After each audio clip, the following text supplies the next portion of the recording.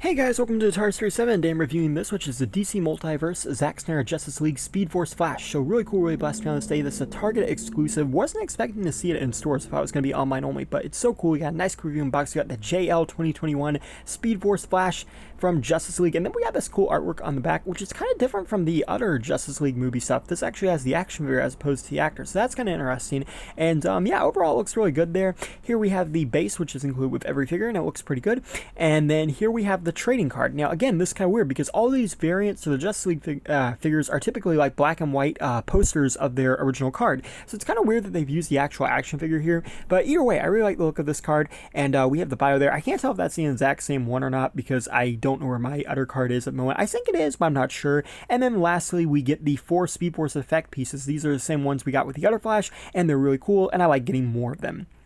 Now, out of box, I really like this Flash figure because it does something different.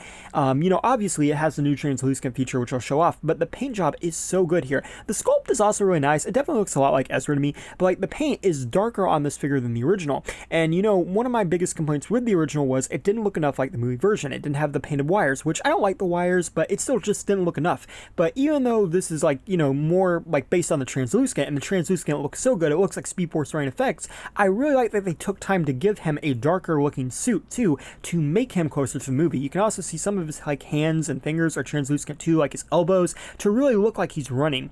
And even the back of his heels and the bottom of his feet are too, and I really like that. And you know, a lot of people are upset that this wasn't on the front of the figure, but I personally think it makes more sense from the back because that's how Flash runs. Like that's where the Speed Force kind of like generates in the movies and the TV shows and the comics too. And the effects look so good, especially the one on the back foot there, and they're really nice. They can be really attached to anywhere. I wish they had the ports and pegs that the first Flash figure had, the first ever Flash in this line, the comic book Rebirth one, but overall they look really good. And like I said, you know, I think it looks better on the back because it looks like it's running, and there you can see the bottom of the translucent foot too, which I think is pretty cool. And even the back of the neck has a little bit of translucent in it, like it's really Speed Force, kind of like how he tilts it a little bit when he runs, so I think that's pretty cool. And now, as for articulation, they definitely went all out. It's the same articulation, but you got a 360 of the head. You can move up and down. You got 360 of the arms, swing out the shoulder. You have a 360 there. You have double joint elbows, which are really nice. 360 at the wrist, and they hinge at the really weird torso joint there that kind of moves forwards and backwards. The legs forwards, backwards, and outwards. And then you have double joint knees, which are really nice. You can see the pegs a little bit translucent too, and then the feet move up and down and go side to side. And also, they're very stiff, but the toes do articulate. You know, Flash is one of those characters that really needs articulation, so I like that Mcfarlane really goes all out there. Here's a comparison with Free Joker's Batman. As you can see, they look pretty good together. And then here's a comparison with a Marvel Legends Doctor Strange, just so you can see how much taller the Mcfarlane figures are to the Marvel Legends. And then here's a comparison with Rebirth Superman from the comic books. As you can see, they look pretty good there.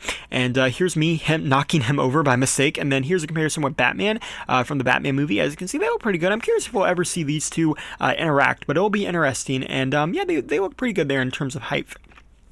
Here's a comparison with the Ben Affleck Batman from the Justice League movie, and as you can see, they look great there, and just the darker finish looks so nice compared to this Batman. You know, Flash, and I'll compare them in a moment here, Flash was one of the figures that really, you know, even though it was a good sculpt, just didn't have the right paint job, and here you can see it where the red on the other figure, it just looks so much more plasticky looking, whereas this one, it really has that metal. And then here's the backs of them too, so you can kind of see like one shares translucent, one's not, but you can really see it too on this new figure, how much the darker red really looks like actual metal, whereas the red on the previous figure just looked like plastic. And I really like the darker red on this figure. And again, I wish it kind of had the wires, but overall I never really liked the wires that much. But I do think this is the better looking Flash from the Justice League movie, and overall I'm really impressed with this figure, and I really like it. And again, I like that they took time to fix the paint issue from the first one, and overall I like it. Thanks for watching. Please rate, like, and subscribe.